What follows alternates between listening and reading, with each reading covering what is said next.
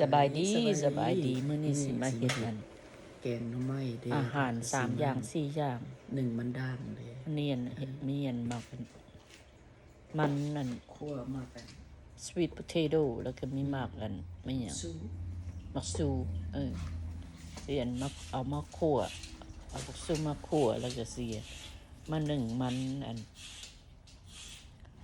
นึ่งมันหวานอันนี้มันนั่นของอเมริกามันก็แซ่บอยู่ฮักบ่มักปานใดบ่มักคืนของอันญี่ปุ่นอันนั้นกำลังสิเฮ็ดอันกาแฟกินพวกเจ้า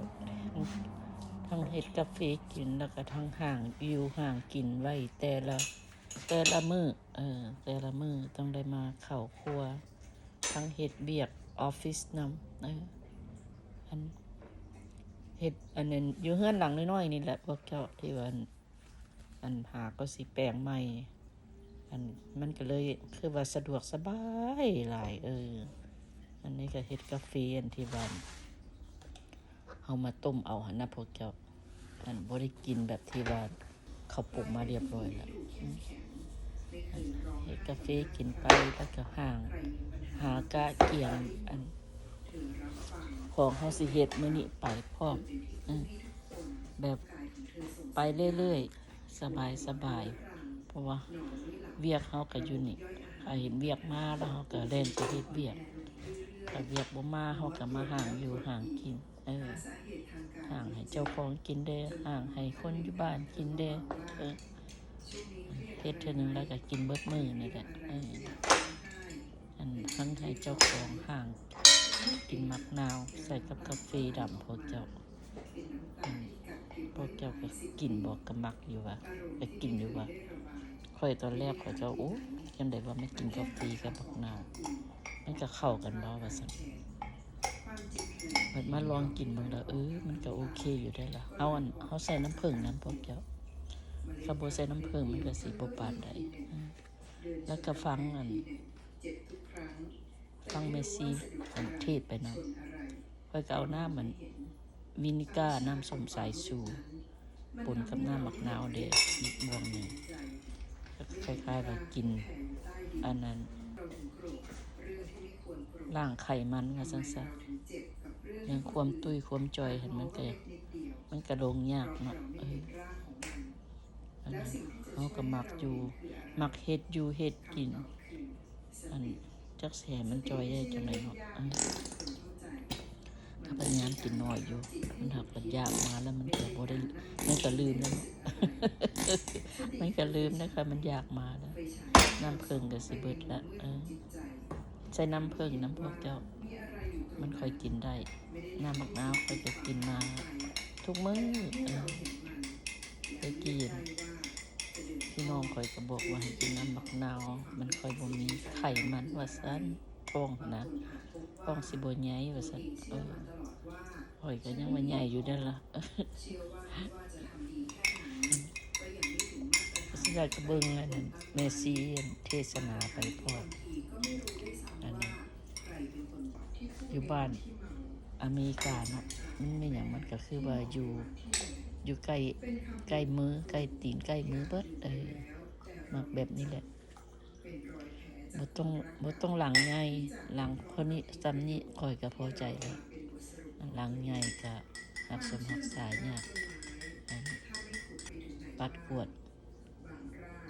มันกว้างหลายก็เมื่อยได้เนาะเฒ่ามาแล้วสิ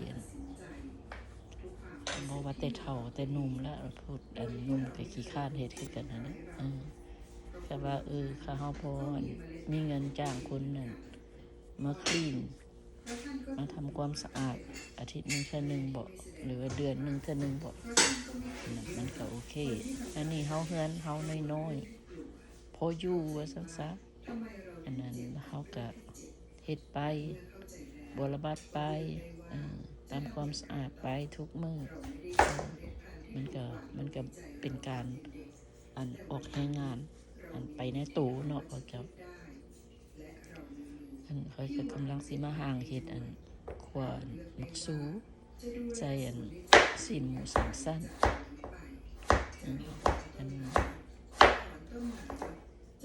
ยเห็นได้เห็นเอามาขวดจากเถื่ออันนี้ก็ครั้งแรกอันขวดใส่ซีนหมูสามสั้นมันก็แซ่บไปเนาะไปกันเนาะมันมีมันเลยเด้อัน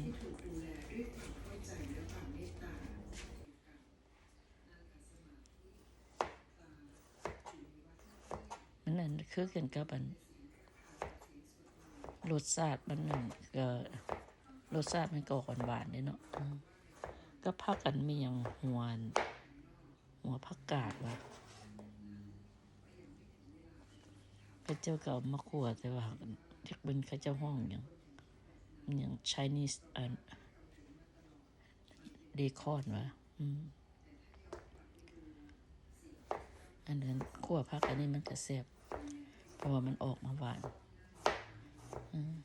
แต่สิแล้วพวกเจ้าเขาก็มาเฮ็ดอยู่เฮ็ดกินเครื่องครัวเขาเดี๋ยวนี้ก็แห้งสะดวกสบายเพราะว่านั่นจับอย่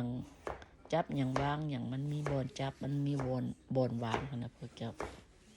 พวกเจ้าก็สิเข้าใจที่เนาะผู้ใดมักเฮ็ดอยู่เฮ็ดกินเมื่อก่อนหันข่อยก็บ่มีบอนสิจับบ่มีบอนสิวางเพราะว่า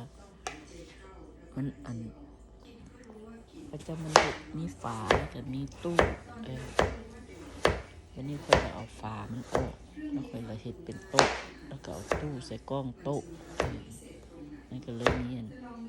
มีบอนจับบอนวางสบายเมื่อก่อนผมต้องได้ปีนหน้าไปหาพวกเอี่ยมพุ่นแหละมาบัดนี้ใครได้ปีนหน้ามาหาบนทีวี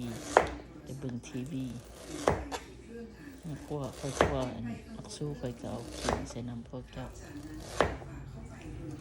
คั่วผักคั่วมีนี่เขามีขิงใส่แล้วมันก็คือแบบความคิดเจ้าของหรอกแต่ว่ามันแซ่บอยู่ได้แหละเพราะว่ามันก็เป็นยาเนาะมันก็เป็นยาไปพร้อมนะอันให้เฮาได้กินไปพร้อมบางเทื่อไม่กินเตมันอย่างเดียวหรือว่าเป็นน้ำซ่าหันมันก็ยังงั้นแต่ยังงั้นบ่คักคืนเฮาอันพัดมาคั่วใส่อาหารว่าซั่นซะแล้วเป็นแหละความสุขกันที่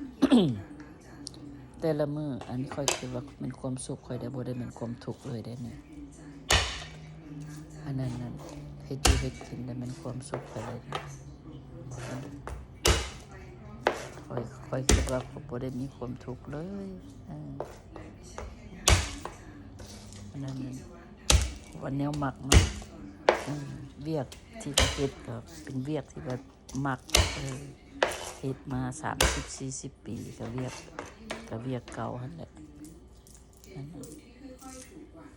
มักเฮ็ดแบบนั้นบ่ได้เรือนสั้นขึ้นไปน้ำไผเพราะว่าบ่อยากไปขี้คร้านไปเรือนสั้นแล้วมันก็ได้รับภาระหลายแนวก็เลยบ่เอาบ่เสนอว่าซั่นซะเพิ่นจะมีเปิดให้อยู่แต่ว่าบ่เคยเสนอเจ้าของขึ้นไป เพราะว่ามักหลังจากซอย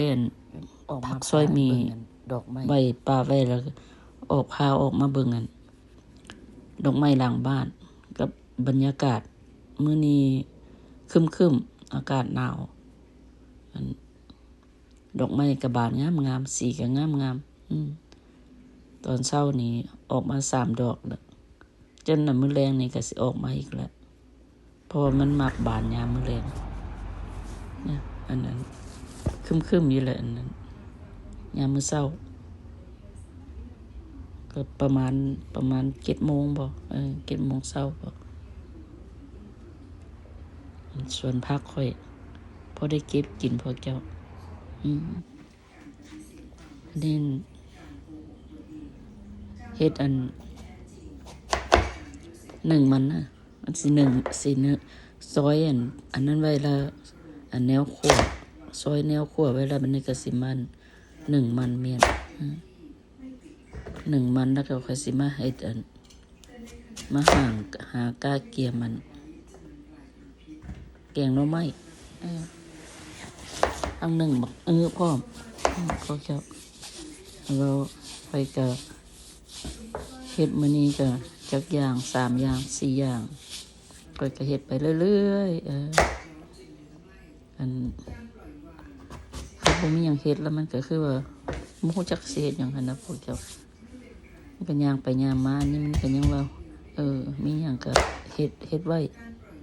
อยากก็ได้กินถ้ามันนั่นน่ะคืออยากมาแล้วบ่เฮ็ดไว้แล้วมันก็บ่ได้กินเนาะอันมีหยังอันที่ว่ากะเกียมแม่นก็กะเกียมเอาคกนั่นขึ้นมาไว้ตำหัวสิงไข่ใส่แกงหน่อไม้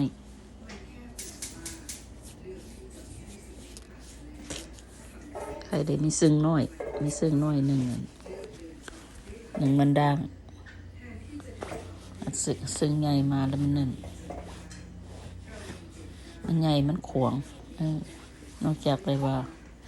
เฮาสิเฮ็ดหลายๆอันนี้มันบ่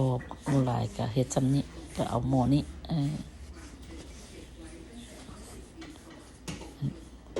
ซอกหาฝาหม้อบ่ฮู้ว่าแม่นใส่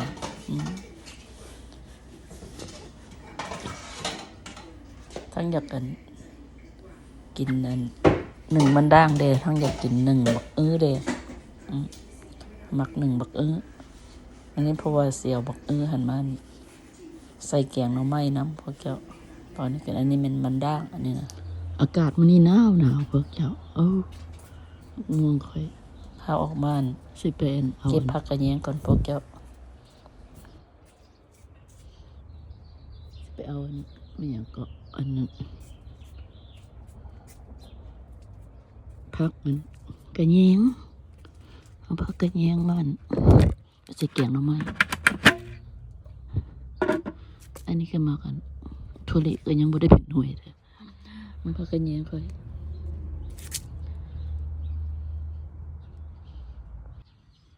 ตัดเอาเครื่องถัง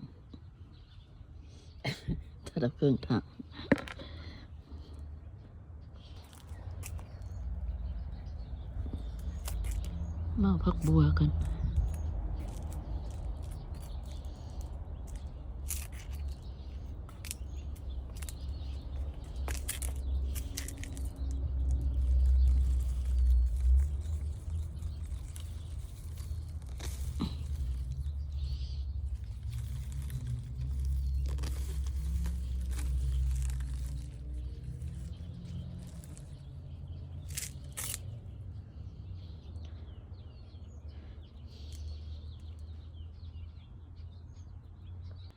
หมดปีค่อยกำลังสีออก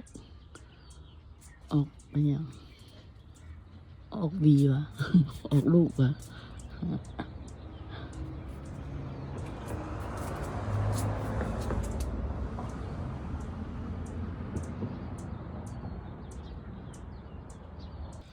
เอาหัวสิงไข่ไปใส่แกงหน่อไม้กันพวกเจ้าคือลืมมาค่อยมีบักแคงก็มีหน่อยนี่มันกำลังออกดอก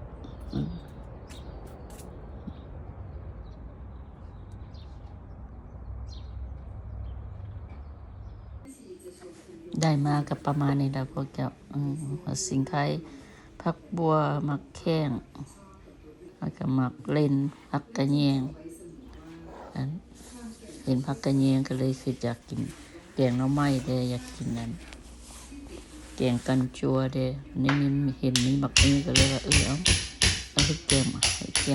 ซะแกงหน่อไม้ซะว่าซั่นเพราะว่ามีเห็ดซื้อเห็ดจันออนไลน์มานี่บักอันซื้อไว้โดนแล้วแหละเป็นเดือนแล้วที่บอกบักนี่ก็ได้มันนั่นมันก็แก่ดีเด้กินเปลี่ยนค่อยก็มักเฮ็ดอันที่ว่าบักสังกะยานะอันค่อยก็แบ่งใส่แกงหน่อไม้เด้นึ่งกินเด้แล้วก็จงเมียนเด้เอาไว้เฮ็ดมื้อหน้าบางเทื่อว่าอยากเฮ็ดแกงเผ็ดแกงหยังหั่นนะแต่ว่าบ่ได้เอาไว้โดนดอกก็2-3 มื้อบ่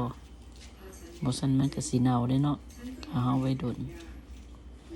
แกนมันหั่นค่ะมันอันใดที่ว่ามันแซ่บหั่นก็ค่อยก็เมื่อใดมันแซ่บมันเปรี้ยงค่อยก็เอาอันแกนมันเนี่ยแล้วค่อยก็ไปปลูกไว้หลังบ้านอันปีกายนี่ปลูกอันยอดออกมางามพวกเจ้าค่อยก็แยงเนาะค่อยก็บ่อยากจับค่อยก็บ่อยากต้องเพิ่นมันบ่เป็นหน่วยพวกเจ้ามื้อนี้ค่อยเห็นอยู่อันอยู่ YouTube เขาว่าให้ตัดยอดมันว่าซั่นให้ตัดยอดมันโอ้ยมาบัดนี้ค่อยก็ไปตัดเอายอดอันมันบ่งามดอกแล้วค่อยก็มีแต่สองต้นที่มันเกิดมาค่อยก็ไปตัดยอดมันมาใส่แกงหน่อไม้ซะค่อยเสียดายนี่เครื่องแกงหน่อไม้ค่อยอันตอนนี้บ่มีผักอันยอดบักอื้อเถอะคืดออกแล้วค่อยก็เลยออกไปนอกไปอันตัดเอามาใส่เพราะว่าปีกายนี่บักงามๆค่อยโลดเสียดายกินนะมันยอดบักใหญ่มาเป็นหน่วยไม่แต่หน่วยเดียว2หน่วยถึงนะมาปีนี้ค่อยก็สิกินยอดมันก่อนมันจะเป็นไปให้มันเป็นมันบ่เป็นนะแล้วหน่วยมีข่าค่อยก็เอาข่าค่อยก็ปลูกข่าน้อยคนมักอันแกงหน่อไม้นี่คนมักใส่ข่าอันแบบให้มันได้ย่ำพร้อมกันนะพวกเจ้าสารค่อยเฮ็ดแต่กี้อยู่เมืองลาวแม่ค่อยเฮ็ดให้กินเพิ่นสิเอาข่าอ่อนๆใส่น้ำแล้วมันได้ย่ำอันนี้ก็ซอยเครื่องเครื่องเคียงใส่แกงหน่อไม้แต่บ่มีหยังก็มีแต่ข่าขิงหัวสิงไข่กับผักบัวกับผักเพชรแล้วก็ข้าวเบื่ออันเครื่องแกงหน่อไม้นี่นะข้าวเบื่อละขาดบ่ได้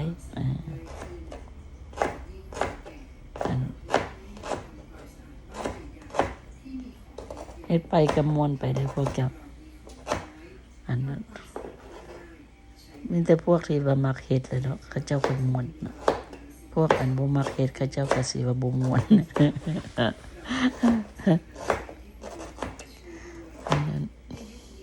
เฮ็ดแล้วก็กินเจ้าของนี่แหละเนาะคิดอยากหยังก็เฮ็ดเองอันนั้นเดี๋ยวนี้ YouTube หรือว่าเรียวเขามีแนวใหม่ๆออกมาแบบบ่ต้องยุ่งบ่ต้องยากคือตัวอย่างสมมุติว่าอยากกินบันกวนว่าซั่นๆเฮาบ่มีแป้งแต่ว่าเฮามีแผ่นกะยอเฮาก็เอาแผ่นกะยอมาจุ่มน้ำแล้วก็เอามาห่อใส่ซีนแล้วก็เอาไปนึ่งมันก็เป็นบันกวนได้คือกันเนาะมันก็มีหลายแนวที่ว่าเขาเจ้าไปรูปแบบที่ว่าให้มันคือกันหั่นนะ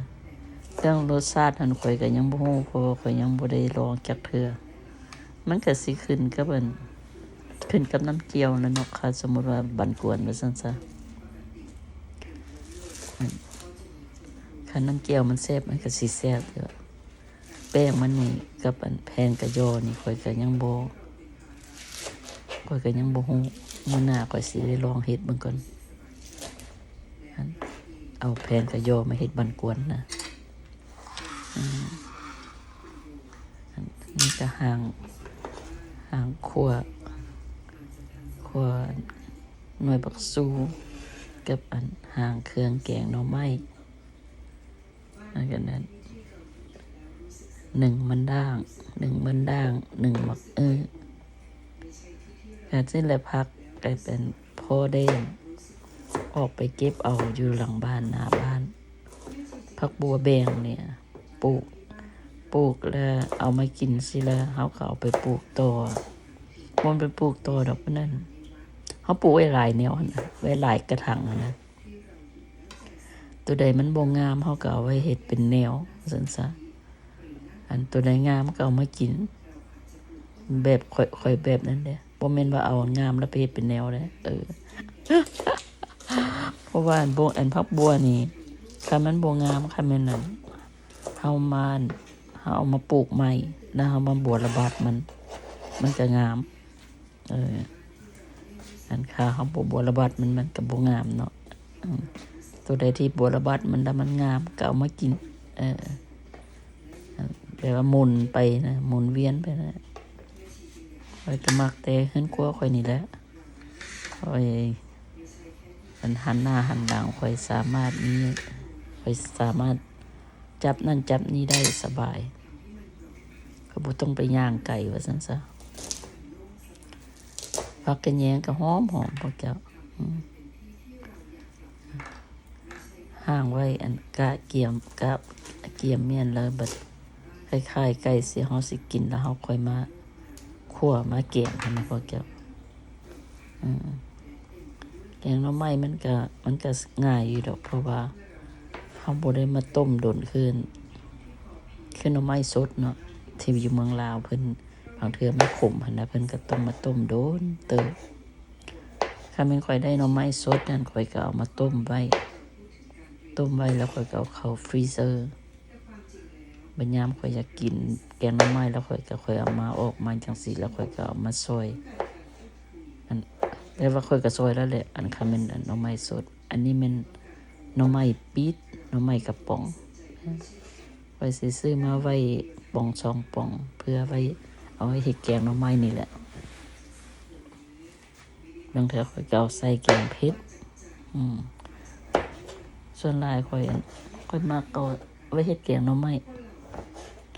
อันแกงเผ็ดอันค่อยมักใส่บักเขือบักถั่วเธอก็ใส่บักอื้อนำหน่อไม้นี่มันก็แพงเด้ปองนึงนี่เท่าที่คือพวกเจ้าเห็นน่ะ 4-5 ดอลปานนั้นแล้วเฮาก็บ่ได้กินเรื่อยเอาหน่อไม้ก็บ่ได้ว่าเพิ่นก็ว่า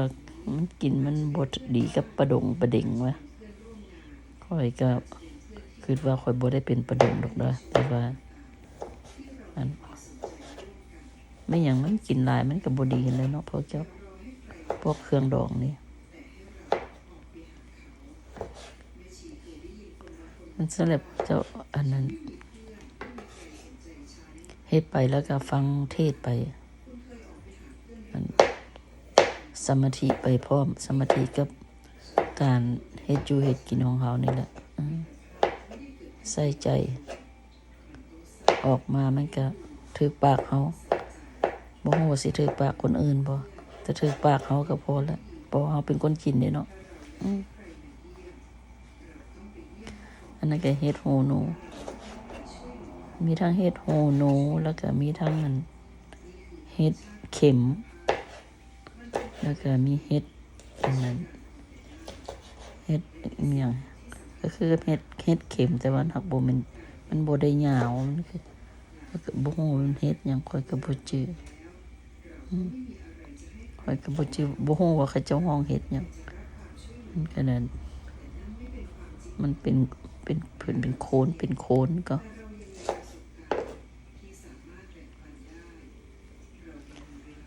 เฮ็ดไปฟังธรรมไปพวกเจ้าแต่ละมื้อข้อยก็เฮ็ดจังซี่แหละมื้อนี้มาถ่ายคลิปตัวนี้ให้เบิ่งอันนี้เป็นคลิปตัวนี้นี่แม่นนั่นถ่ายยาวเพราะว่าได้เห็นเงินครัว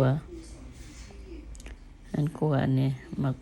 มันด่างข้อยก็นึ่งเรียบร้อยแล้ว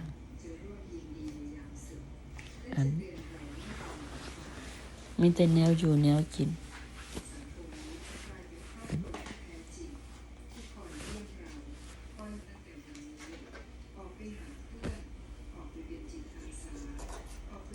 วันนี้สิมาเฮ็ดน้ำเจียวน้ำปลาใส่กระเทียมนะพวกเจ้า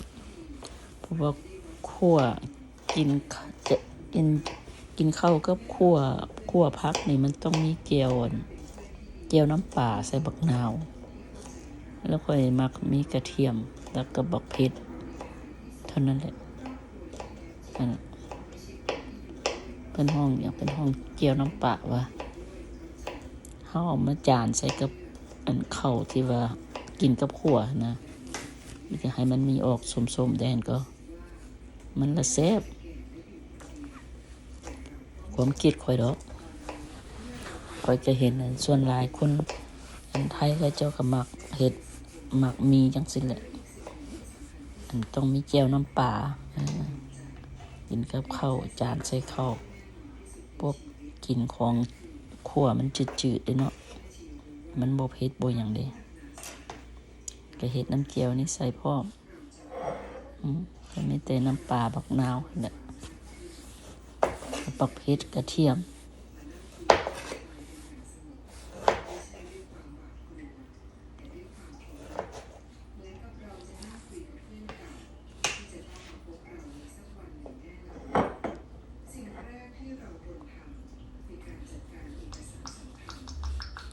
น้ำปลาของเวียดซื้อมาจากอันCostco เขาขาย2 ขวดนี่ต่อ$8 $9มันก็แซ่บอยู่ถ้าแม่นน้ำปลากาปูอันขวดหนึ่งก็$8-9คือกันอันความรสชาติมันก็บ่ได้ต่างกันเพราะเท่าใดมันก็อันนี้ใส่ก็โอเคแล้วก็เอาตัวโอเคนี่แหละแล้วพวกเจ้ากินมันแซ่บหลายมันก็ตุ้ยเด้เนาะพวกเจ้าเฮ็ดพอกินได้มันก็พอละ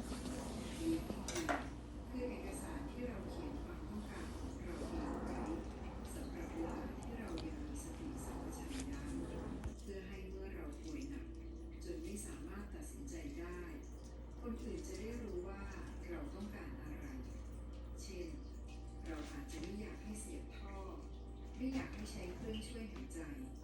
ถ้ามีทางรักษาที่หายได้เราอยากจากไปอย่างสงบไม่อยากถูกทรมานด้วยการรักษาที่ทำให้อายุยืดขึ้นสัก2-3 วันแต่ทุกทรมานทั้งตัวเองทั้งคนดูแลและทั้งทรัพย์สินการเขียน Living Will ไว้ไม่ใช่การยอมแพ้คุณโยมมันคือการเคารพต่อศักดิ์ศรีเห็นลูกคนหนึ่งร้องไหลขณะเก็บของแม่ที่จากไปเขาเจอรูปเก่าๆเยอะแยะฟังเมซี่ไปเพิ่นก็สอนไปก็ได้ฮู้จักไปวันนี้นั่นนึ่งมื้อค่อยก็บ่ได้นึ่งหลายดอกมีแต่4 เปียงสุกแล้วแซ่บๆเนียนๆพวกเจ้า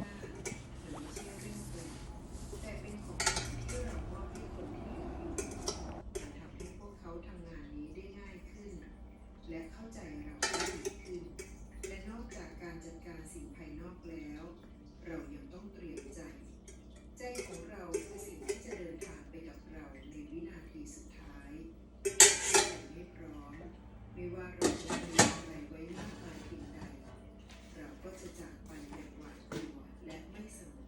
แม่ชีจึงอยากชวนโยมมาฝึกอยู่คนเดียวให้ชินตั้งแต่วันนี้การอยู่คนเดียวให้ชินไม่ได้หมายความว่าต้องไปอยู่คนเดียวในป่าเป็นเดือนแต่หมายความว่าให้เราสรุปแล้วก็มันนี่มันเครื่องแกงหน่อไม้อันนี้ก็มันเครื่องคั่วอันนี้ก็มันแจ่วถ้ากินกับคั่วอันนี้ก็เฮ็ดใส่แกงหน่อไม้อันนี้ก็เครื่องแกงเอาไว้ใส่แกงหน่อไม้อันนี้ก็นึ่งบักเรียบร้อยละนี่เป็นเก็บผักมันยอดบักที่ว่าค่อยเว้าหั่นนะ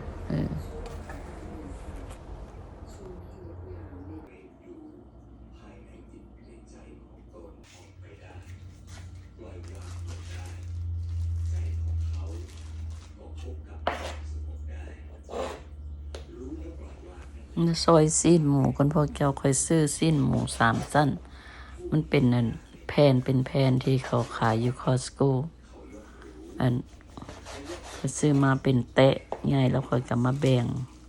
ใส่ถุงZiplocเมียนบัดยามค่อยอยากเอามาคั่วมาแกงค่อยก็ออกมาแต่ละถุง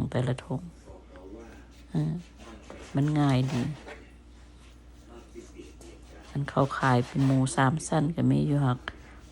ข่านมาซอย อันนี้เขาซอยไปเรียบร้อยแล้วนี่กันซอยแล้วค่อยกันมาตำเครื่องแกงอะไรแบบนี้ตำเครื่องแกงหน่อไม้ค่อยก็ตำใส่โต๊ะนี่แหละโต๊ะไม้ค่อยนี่แหละข้าเจ้าก็เฮ็ดอันแข็งแห้งดีเด้ออันค่อยยิอันนั้นข้าเจ้าว่าค่อยขึ้นไปเถิงนางเถิงพุ่นก็ได้มันแข็งแห้งว่าซั่นวันนี้ค่อยก็สิเอามาคั่วบักซูก่อนข้าเจ้าห้องมีหยังภาษาอังกฤษค่อยก็จื้อได้แต่เต้ๆนี่แหละโยเต้บ่มีหยังค่อยก็บ่จื้อข่อยบ่ได้เอาน้ำมันใส่ข่อยเอาเพราะว่าหมู3ชั้นเนาะข่อยก็ไม่เต้นให้มันได้ให้น้ำมันหมูมันออกเองซั่นๆแล้วค่อยๆเอากระเทียมมาคั่วใส่เพื่อว่าให้น้ำมันหมูมันออกยากหมู3ชั้นหั่นนะ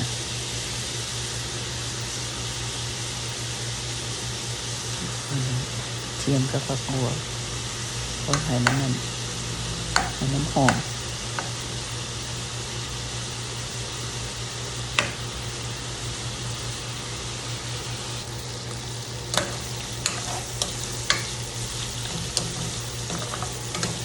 คั่วไปจนว่าสิ้นมันสุกมันแล้วค่อยมาเอาน้ำปูน้ำปลาใส่แล้วค่อยเอาขิงใส่ให้พอแก่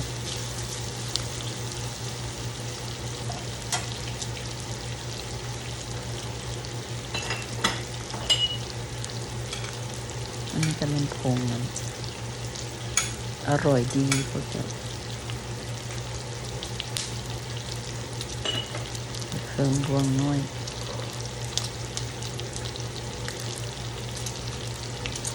อันนี้น้ำซีอิ๊วหวานซีอิ๊วดำหวานมันแข็งก็เอาเข้าตู้เย็นแล้วมันแข็งก็เลื่อนเอามันออกมานอนเลยบึงแล้วค่อยก็เสียวไปเอาน้ำใส่ให้มันได้ล่างแก้วเลยนะสัก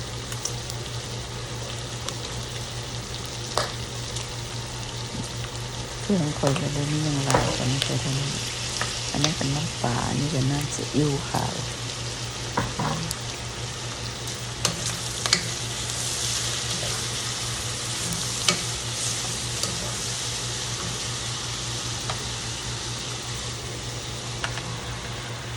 สิ้นค่อยจะเอาซุปได้แล้วค่อยมาเอา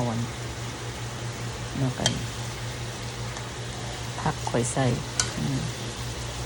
อันนี้มันก็ซ้ำกับพริกมันก็มาแปงแต่ว่ามันกินดิบบ่ได้มันต้องได้คั่วโดดแล้วก็บักเลนน้อยมาใส่น้ำให้มันมีสีมีสันเลนน้อยก็จะเก็บอยู่หน้าบ้านเก็บไปฟรีเซอร์แล้วก็มีทีนี้คือสิบ่อึดมักเล่นกินแล้ว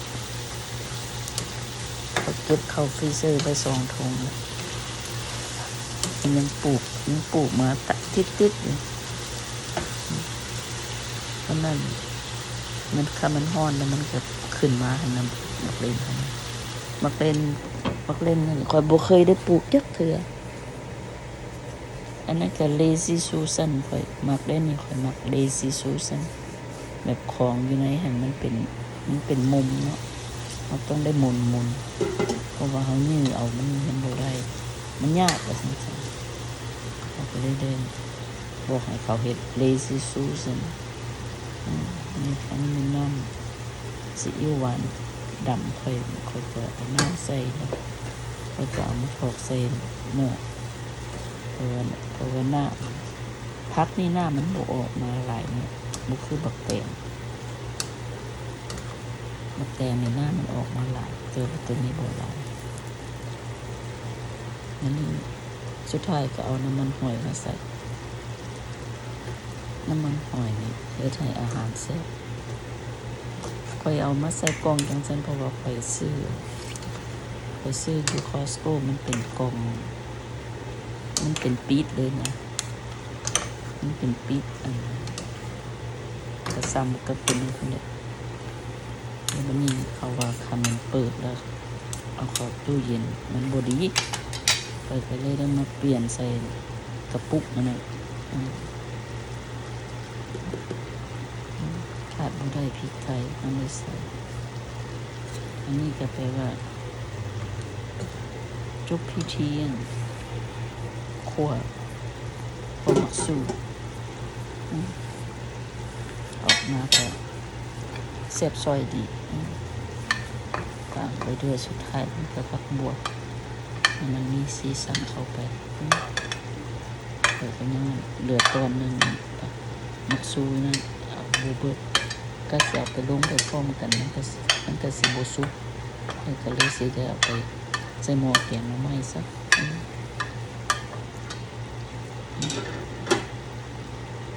ก็ได้ประมาณนี้แหละอันนี้มันขั่วบักซูไปมันก็บ่ได้เฮ็ดยากพวกเจ้าก็สิเห็นว่าค่อยใส่หยังแล้วก็ซีบ่มักแบบใดก็ใส่แบบนั้นมันก็เป็นตาแซ่บดี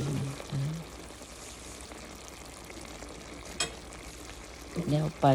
คั่วมากันนะคั่วหมักซูแล้วไปอาหารหนึ่งแหละ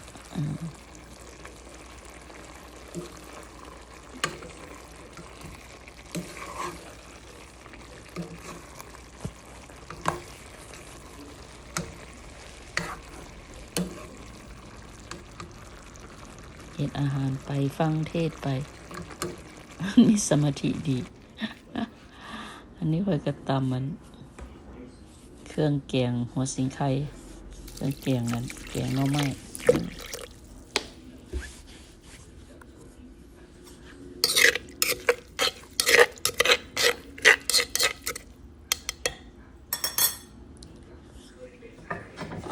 มือจับใจน้ำลายเธอก็เบื่อย่านว่าน้ำอันนี้เป็นน้ำใบยะนางค่อยกับบุดเมียนแล้วค่อยก็เอาแต่น้ำมันแล้วค่อยก็เอาเข้าฟรีเซอร์เมียนอันนี้ค่อยอยากเฮ็ดแล้วค่อยก็เอาออกมาให้จังสิแหละ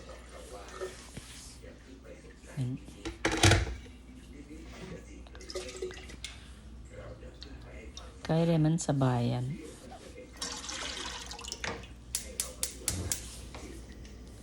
อยู่บ้านเฮามันก็สบายแนวนึงอยู่พี่ก็สบายแนวนึงอยู่บ้านเฮามันได้กินสดๆอยู่ที่มันได้มันต้องได้ผ่านขบวนการฟรีเซอร์ก่อนตู้น้ำแข็งก่อนอันนี้นั่นค่อยก็เอาลงไม่อย่างลงพร้อมกันเบิดแต่พอแกอันบางก็สุกไว้ค่อยก็มีมีบักแข้ง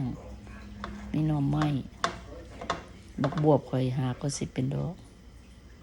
แล้วค่อยก็เห็นหน่วยมันหน่วย2 หน่วยแล้วได้บักบวบ อันนั้นก็สิได้เล็งไว้มื้อหน้าไว้ให้แกงหน่อไม้ใส่บักบวบนี่ค่อยก็เอาเฮ็ดหูหนูหั่นเด้เฮ็ดมีหยังพวกเจ้าค่อยก็บ่ฮู้ว่าซื้อมันเฮ็ดหยังเฮ็ดขาวเฮ็ดบ่ขาวบ่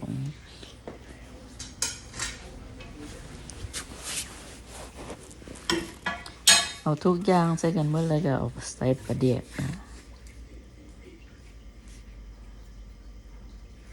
ปลาแดกพันท้ายนนละสิ่งนี่มันแซ่บเด้อพอเกี่ยวปลาแดกนี่ค่อยของค่อยก็เบิดละมันนี้ค่อยมีปลาแดกไม้พี่ลมพรกับปลาแดกมีปลาแดกหนัวว่ะค่อยก็เอานั่นแหละต้องมีเกลือน้อยนึงเกลือแล้วก็มีผงขนมผงอร่อยดีค่อยก็ใส่ได้เท่านั้นแหละอันนั้นแป้งงอค่อยก็บ่ได้ใส่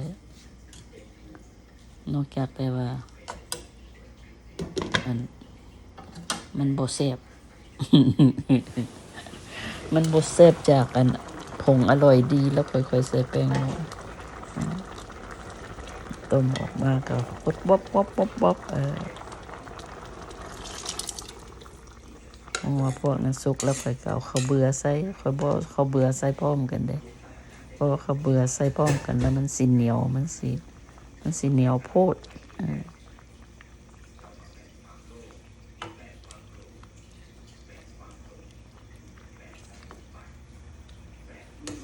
มาเฮ็ดหม้อน้อยได้เนี่ยใส่นั่นใส่นี่ไปแล้วมันก็เต็มเป็นหม้อใหญ่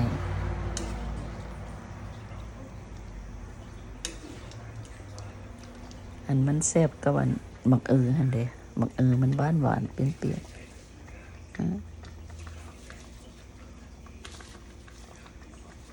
ก็เอาผักอันนี้ใส่ก่อนเพราะว่ามันต้องให้มันสุกเลยเนาะผักกระแยงเนี่ยก็เอาไว้สุดท้ายผักกระแยงก็เอาไว้สุดท้ายบัดใส่แล้วค่อยก็มอดโดดผักพวกนี้มันต้องได้ต้มต้องให้มันสุกแกงหน่อไม้ข่อยก็บ่ได้มีหยังเลยก็จะก็มีแต่เท่านั้นแหละถ้าลูกเห็นถ้าลูกอยากกินมักเขาเจ้าก็สามารถเฮ็ดนำได้มันก็บ่ได้มีหยังยากแต่ห่างผักห่างบีตำข้าวเบื่อหัวสิงกอกสิงไข่ผักบัวผักเทียม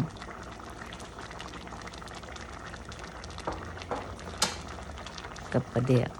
ขาดปลาแดกบ่ได้แกงหน่อไม้ขาดมันบ่ได้ใส่ปลาแดกแล้วมันบ่เสียบค่อยก็จนว่าสุกแล้วค่อยมายามเบิ่งถ้าบ่ค่อยสุกแล้วก็แปลว่าพวกผักต่างๆมันก็สิสุกไปหั่นแหละเนาะโอ้เห็นแล้วค่อยก็ยังอยากแล้วมันค่อยมาอันนั้นภาคอยู่นี่มันค่อยก็ยังคิดอยากอีกแล้วนี่แกงหน่อไม้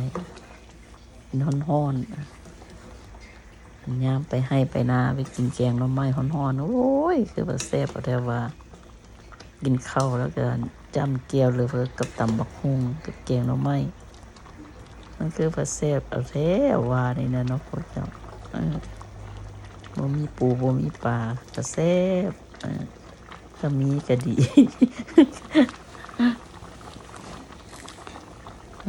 ก็เป็นอันว่าจบพิธีอันนั้นแกงนั้นหน่อไม้ค่อยใส่ผักกระแยงสุดท้าย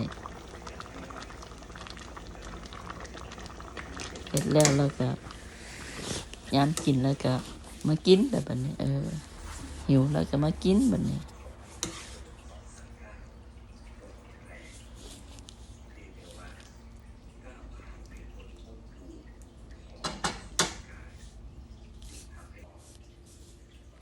ก็ประมาณนี้แหละพวกเจ้าตัวดีวะพวกเจ้า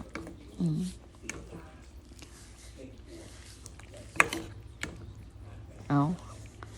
ขอบใจสำหรับผู้ใดที่เข้ามาชมจน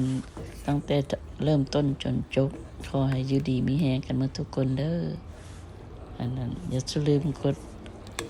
ไลค์กด Subscribe ให้ได้เด้อพวกเจ้าจะได้มีกำลังใจออกมาเฮ็ดให้